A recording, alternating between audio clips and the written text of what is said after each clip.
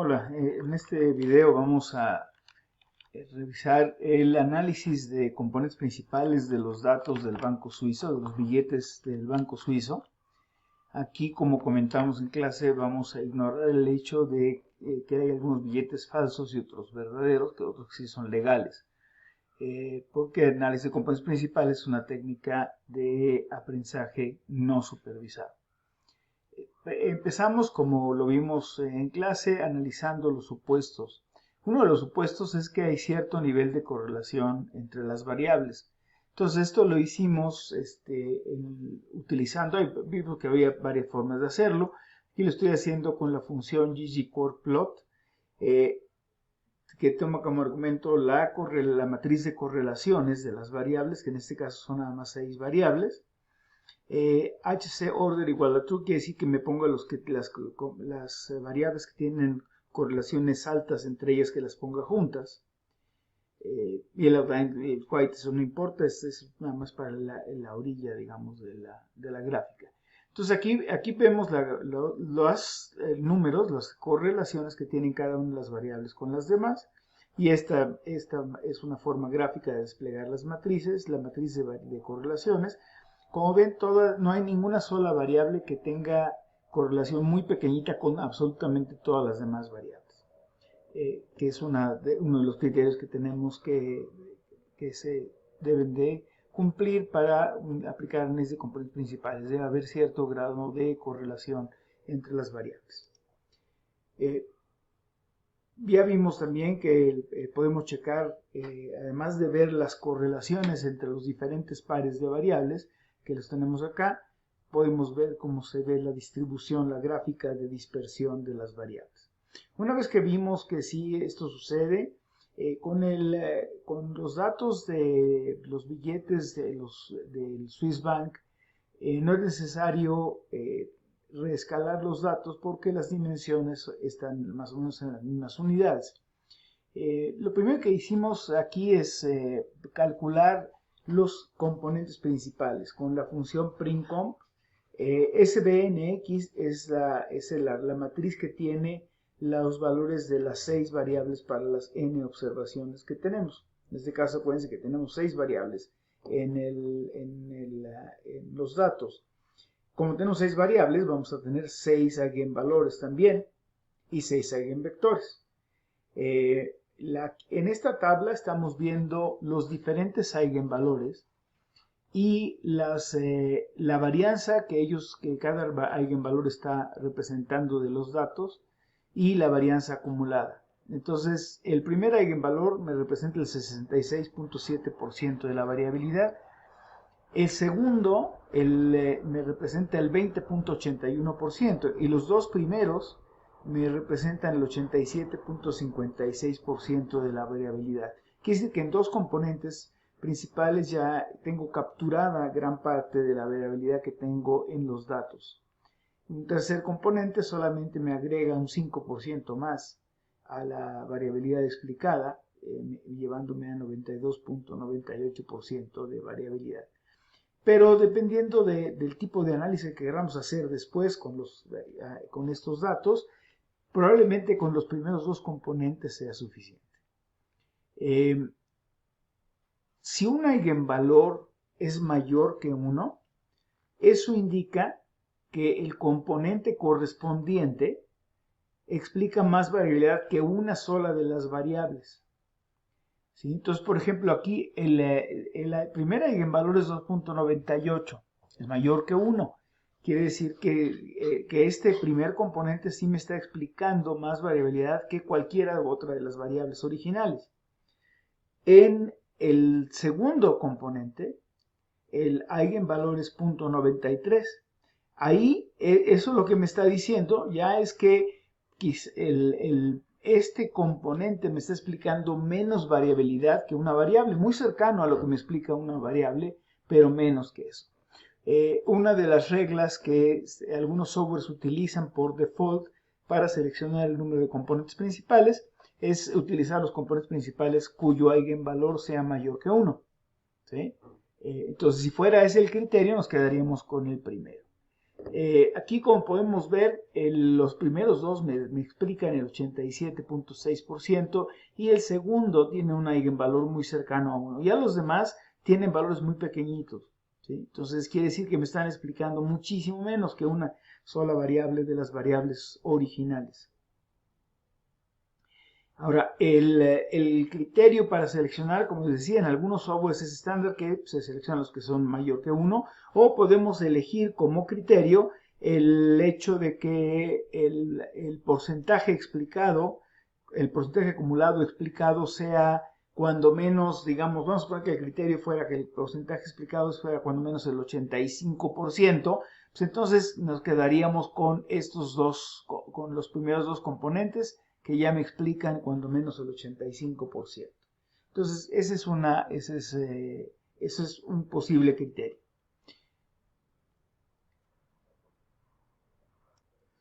Ahora, en esta gráfica que vemos aquí abajo, a la izquierda, estamos graficando el componente 1 contra el componente 2. Vean ustedes la forma de cómo se distribuyen los valores del componente 1 y los del componente 2. Una vez que empecemos a hablar de aprendizaje supervisado, vamos a identificar los puntos y vamos a darnos cuenta que uno de estos grupos corresponde a los billetes falsos y otro corresponde a los billetes que son legales. Pero por lo pronto vamos a nada más analizar esta gráfica. Aquí tengo las primeras dos dimensiones, los primeros dos componentes principales. ¿Ok? Esta gráfica que vemos aquí se conoce también como la gráfica de sedimentación, en inglés le llaman script plot, y nos está diciendo, es una de las ayudas que tenemos para elegir componentes principales. Aquí vemos, por ejemplo, que del componente 1 al 2, que son los dos que me explican el 87%, tengo una caída. Aquí nos podemos imaginar una línea, ahorita vamos a ver una gráfica donde sí veo esto, y aquí como que como que flexiona, ya hay un punto de inflexión. Aquí ven si uniera las partes altas y medias de estas barras, y eso puede ser una indicación de que con dos componentes es suficiente. Es otra de las formas que tenemos para elegir el número de componentes principales. Y está muy cercanamente asociada con el tema del porcentaje explicado, porcentaje acumulado explicado. También vimos cuando estábamos recorriendo el script que las cargas, lo que llamamos las cargas, es qué tanto contribuye cada variable a cada componente. Como vimos, aquí hay algunas cargas que me salen en cero, no es que sean cero. Lo que pasa es que por default, en esta función que utilizamos para calcular los componentes principales, cuando veo las cargas no se imprimen si son menores a 0.1. Pero las cargas me están diciendo cuáles son las variables que contribuyen en forma importante a cada uno de los componentes. Por ejemplo, fíjense, llame la atención el componente 6. Obviamente ya está muy lejos y la varianza que explica es muy poquita. Pero ahí básicamente son dos variables: la altura del billete del lado izquierdo y la altura del lado derecho, las que contribuyen aquí. Las demás tienen contribuciones muy pequeñitas. Por eso le llamamos cargas. Lo que esto nos dice es que, por ejemplo, la variable diagonal está cargando 0.57 en el componente 1, la variable inner to lower está cargando 0.768 en el componente 1, etc. Y son una medida de qué tanto influye, qué tanto peso tiene esa variable en cada uno de los componentes. Acuérdense que el objetivo principal del análisis de componentes principales es encontrar las proyecciones más informativas, es decir, aquellas que explican la mayor parte de la variabilidad en los datos. Entonces, como recordarán, y está en la primera parte en las notas, cuando yo transformo mis variables calculando mis componentes principales, aplicando obviamente los coeficientes, los valores de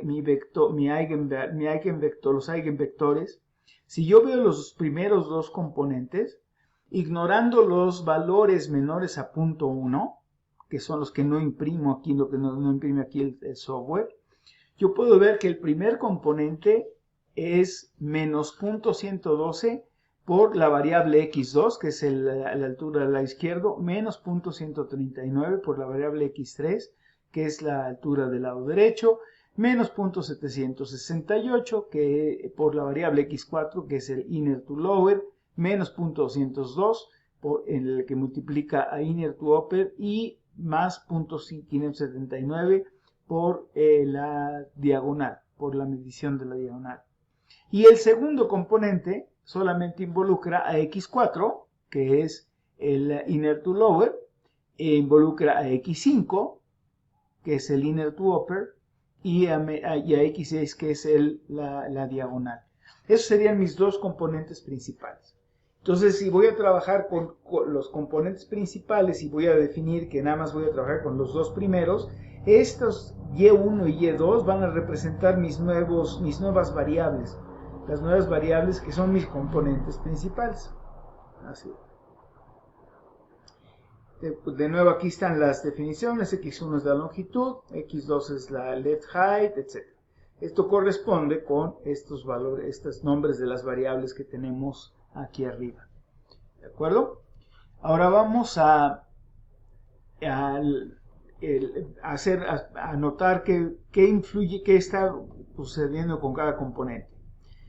Fíjense que el primer componente, este que tengo aquí, déjenme irme acá al primer componente, voy a poner ahora línea recta.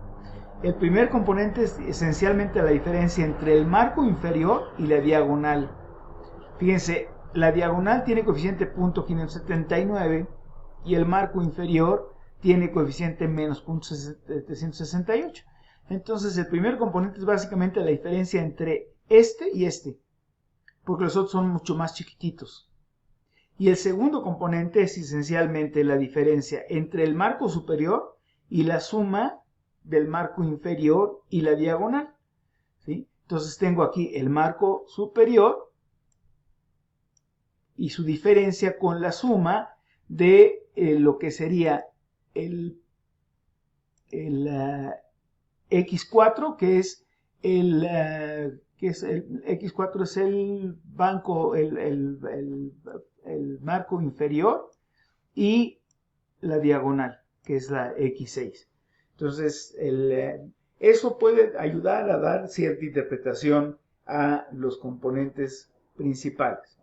Entonces, el primero me representa la diferencia entre el marco inferior y la diagonal, y el segundo me está representando la diferencia entre el marco superior y la suma del marco inferior más la diagonal. Ahora, los pesos de los componentes principales nos indican en qué direcciones, que son expresadas en coordenadas originales, se obtiene la mejor explicación de la varianza. Y una medida de que también los primeros Q componentes en general explican la variación está dada por la proporción relativa, como lo vimos en la primera parte de esta presentación. Es decir, la proporción relativa de hasta el qésimo componente es la suma de las lambdas hasta Q entre el total de las lambdas.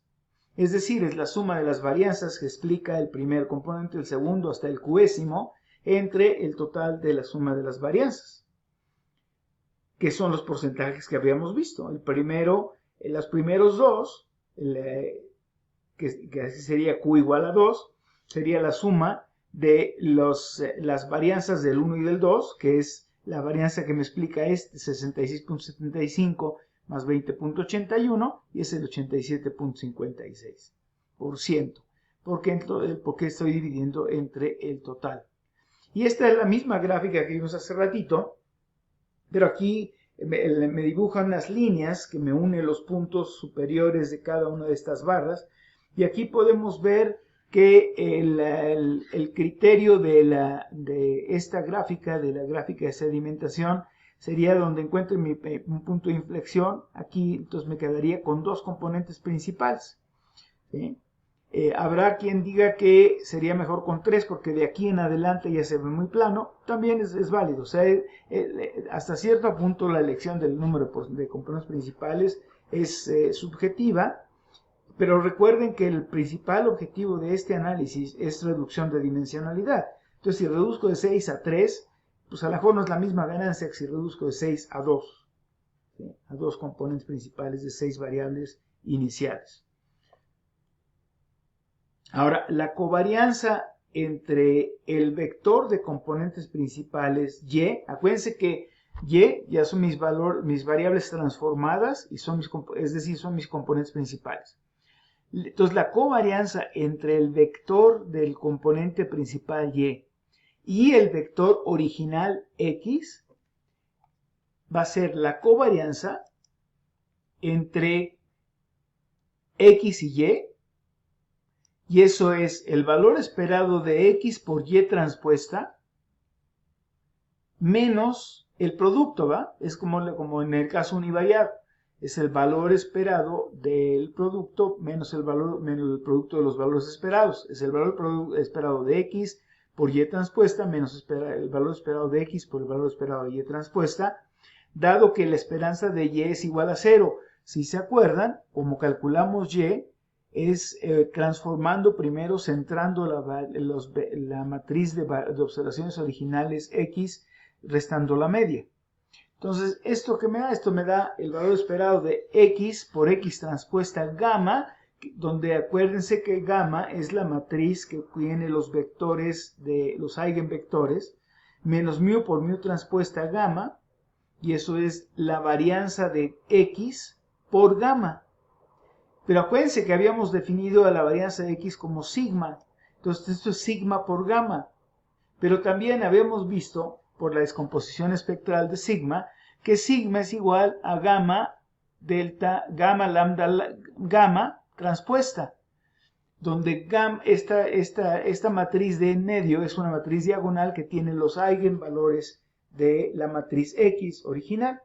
Entonces, esta covarianza va a ser simple y sencillamente la matriz de eigenvectores multiplicando a la matriz diagonal de eigenvalores. ¿Sí? Por lo tanto, la correlación muestral entre las variables xy y el componente principal y, que vamos a denotar por r de xy y j, ¿sí? la covarianza con xy con yj, la correlación, perdón, no la covarianza, porque si va a ser gamma ij, que va a ser del iésimo elemento del jésimo eigenvector, entre la varianza de xy por lambda sub j. Acuérdense que las lambdas me dan la varianza de mis componentes principales, de mis variables ya transformadas. Entonces, esto es gamma ij, estoy sacando esto fuera del paréntesis, entre lambda sub j sobre ese x, la varianza de xy. Eso a la 1/2, porque aquí tengo 1/2 aquí. ¿Sí? Entonces, esa es la correlación muestral de las variables xy y cp. Estas correlaciones se pueden utilizar para evaluar la relación entre los componentes principales y j, donde j va desde 1 hasta q, y las variables originales xy, donde xy va desde 1 hasta p, son p variables originales. Y aquí lo que q debería ser, lo que buscamos obviamente es que q sea menor que p. Vamos a quedarnos con menos componentes principales que el número de variables originales.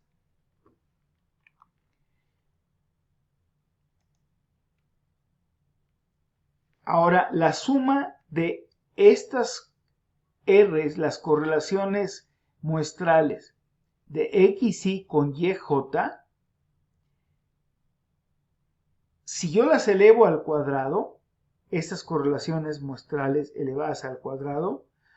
Esta suma va a ser la suma de las lambda j por y j al cuadrado, estoy elevando aquí al cuadrado, entre, aquí no me aparece la lambda al cuadrado porque estoy dividiendo acá por lambda sub j en el denominador, ¿se acuerdan? Entonces por eso no me aparece ahí en el denominador. Pero esto de aquí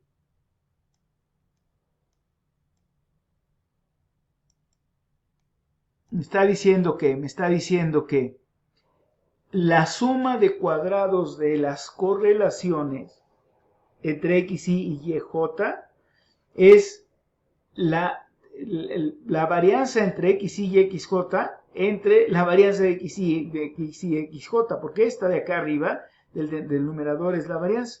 Entonces, esta suma es 1. ¿Sí? La suma de las correlaciones al cuadrado es 1.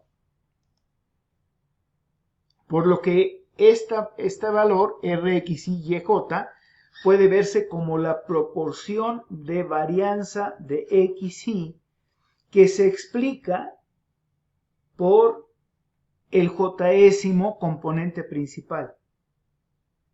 Entonces, esta es una cosa importante. RXY es la proporción de varianza de XY, donde XY es mi variable original, que explicamos por YJ. Mientras más grande sea esta proporción de varianza, mejor me está representando ese componente principal a mis variables.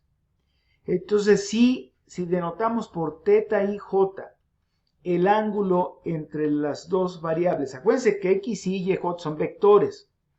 Entonces, si θ y j es el ángulo entre las dos variables, x, y j, entonces el coseno de θ y j es la correlación entre x, y j.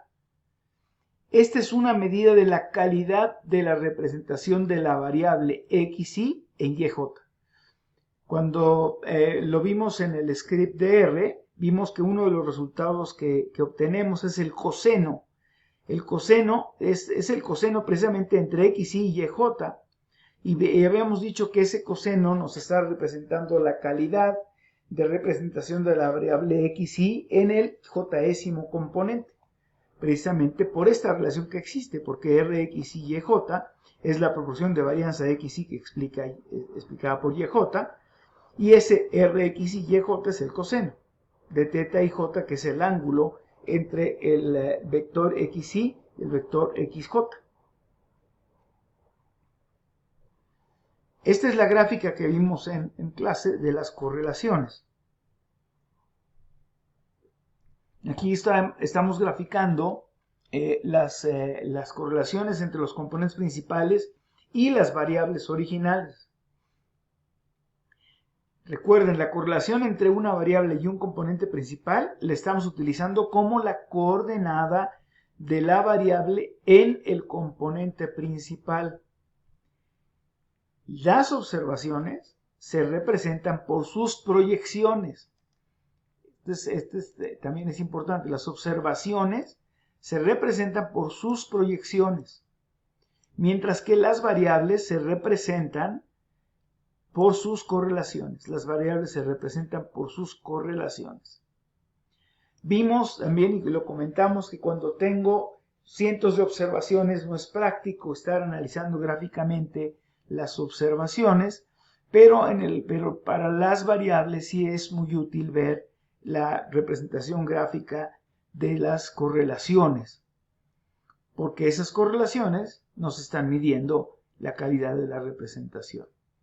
Y los coeficientes de cada predictor se conocen como la carga, es lo que vimos como loadings, son los coeficientes de cada predictor, son las cargas, y representan el nivel de contribución de la variable para ese componente.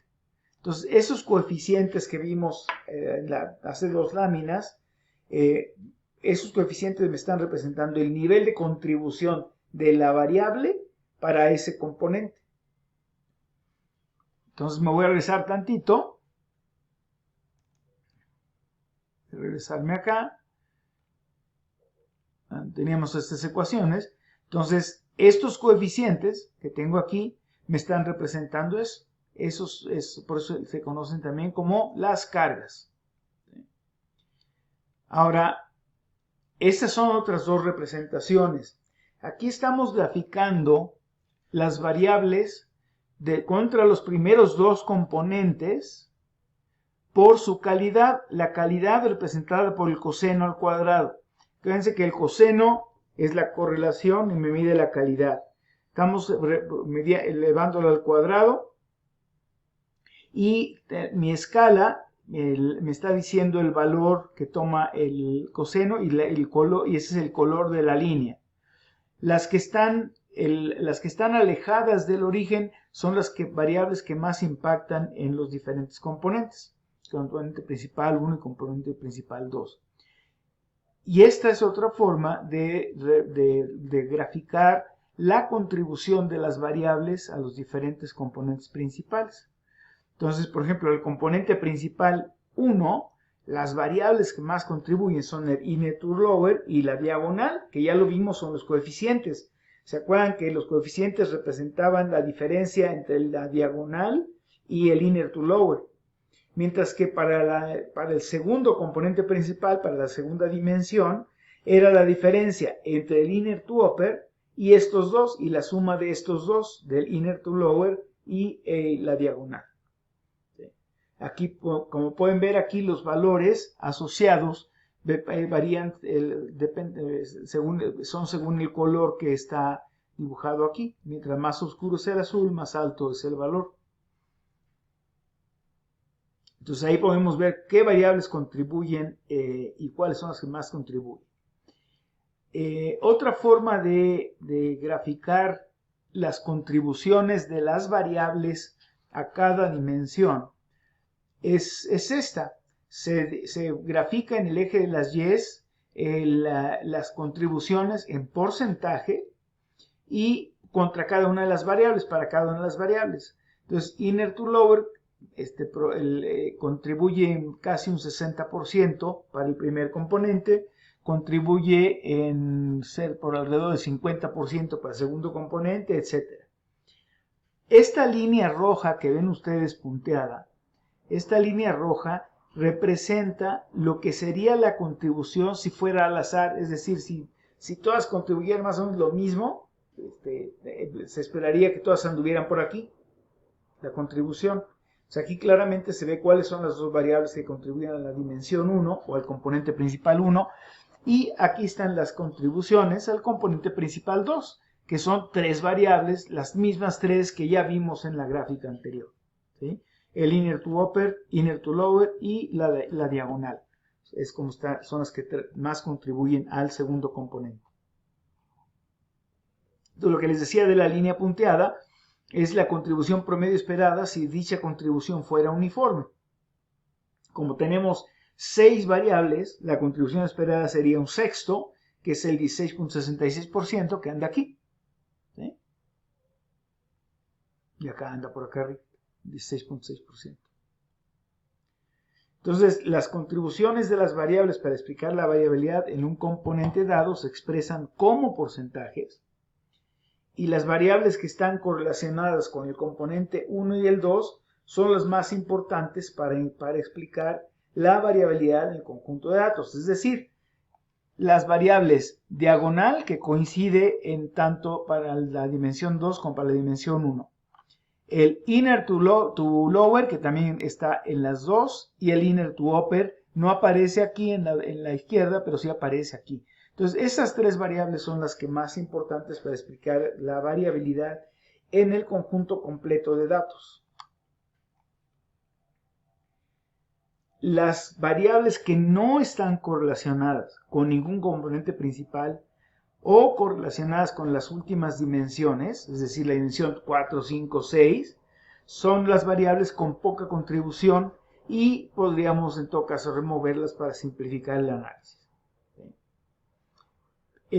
Ahora, ¿para qué nos va a servir esto? Vamos a ver que los componentes principales tienen varias aplicaciones, y una de esas aplicaciones es cuando veamos el aprendizaje supervisado.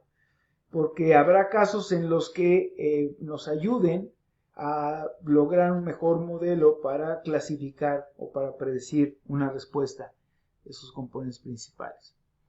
También podemos graficar la contribución total a los primeros dos componentes. Aquí yo puedo juntar los dos componentes y ver cuál es la contribución total a los primeros dos. Y aquí tengo el inner to lower y la diagonal son los dos principales que contribuyen a los primeros dos componentes. Y la contribución total de una variable explicando la variabilidad retenida en dos componentes principales, que serían por ejemplo el 1 y el 2, la calculamos de esta forma, es lambda 1 por C1, que es la contribución a la variable, al componente 1, más lambda 2 por C2, que es la contribución al componente 2 entre la suma de los lambdas. ¿Sí? Eso es lo que está representado en esta gráfica. Como el objetivo de todo esto es reducir dimensionalidad y es, por lo tanto, extraer la mayor parte de la información con el menor número de componentes, el primer componente ya vimos que es el que explica la mayor proporción de la varianza total. Cada componente subsecuente va a explicar una proporción cada vez menor de la varianza total. En general, solamente los primeros pocos componentes van a ser retenidos para explicar la mayor parte de la varianza, de nuevo porque nuestro objetivo es reducir la dimensionalidad. ¿Sí? El total de los componentes, por ejemplo, en este caso tengo 6 componentes, los 6 explican el 100% de la varianza, así como las 6 variables originales explican el 100% de la varianza. Un autovalor o eigenvalor, como le hemos estado llamando ya en este curso, es una medida de la varianza que es explicada por un componente, eso ya lo vimos. Un autovalor de 1 representa la varianza de una variable. Así que si tenemos p variables, vamos a tener p autovalores de varianza. Esto es para que lo hagan como ejercicio. Los datos están en Brightspace. De nuevo, acuérdense que uno de los supuestos es que las variables son continuas. Este caso es una excepción a eso. Vamos a usar variables que no son continuas, pero son mediciones en una escala de Likert de 7 posibles valores, que dijimos que también se puede utilizar el análisis de componentes principales en ese tipo de variables. O sea, aquí dice, una empresa desea contratar a un empleado que está buscando a alguien que muestre altos niveles de motivación, confiabilidad, entusiasmo y compromiso. Para seleccionar los candidatos para entrevistas se prepara un cuestionario consistente en 25 preguntas y se administró el cuestionario de 315 candidatos potenciales. Estos valores están en este archivo, que es un archivo separado por comas, de texto separado por comas, y las preguntas están estructuradas de tal manera que reflejan las diferentes características. Estas preguntas están asociadas con motivación. Entonces tengo preguntas asociadas con motivación. Hay preguntas asociadas con confiabilidad. Hay preguntas asociadas con entusiasmo, con compromiso. Y el objetivo del director es determinar un score para cada candidato, de tal forma que esos scores se puedan utilizar para calificar a los empleados potenciales. Este ejercicio lo vamos a hacer, aunque no está hecho en realidad para componentes principales, para comparar después lo que pasa con este tipo de datos cuando hacemos análisis de factores. ¿Vale? ¿Qué pasa una vez que concluimos el análisis? Lo que va a pasar, y lo dice ahí en la lámina anterior, el objetivo es calcular un score, ¿no? Un score para evaluar a los empleados. Entonces, una vez que concluimos el análisis, frecuentemente necesitamos asignar un score a cada componente para cada participante y se pueden utilizar estos scores para análisis futuros, como el caso de regresión múltiple. Yo puedo, en el caso de regresión múltiple, si tengo 50 variables, a lo mejor podemos utilizar regresión componentes principales primero, y en lugar de hacer regresión con 50 variables, hacemos una regresión con 3 componentes principales.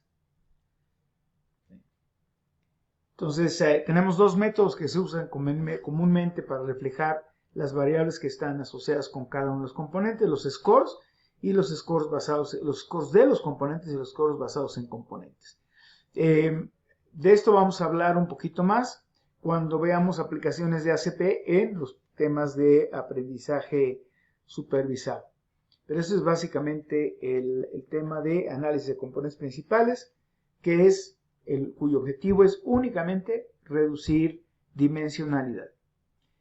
Con esto terminamos este tema y seguiremos en nuestro siguiente tema. Vamos a hablar del análisis de factores.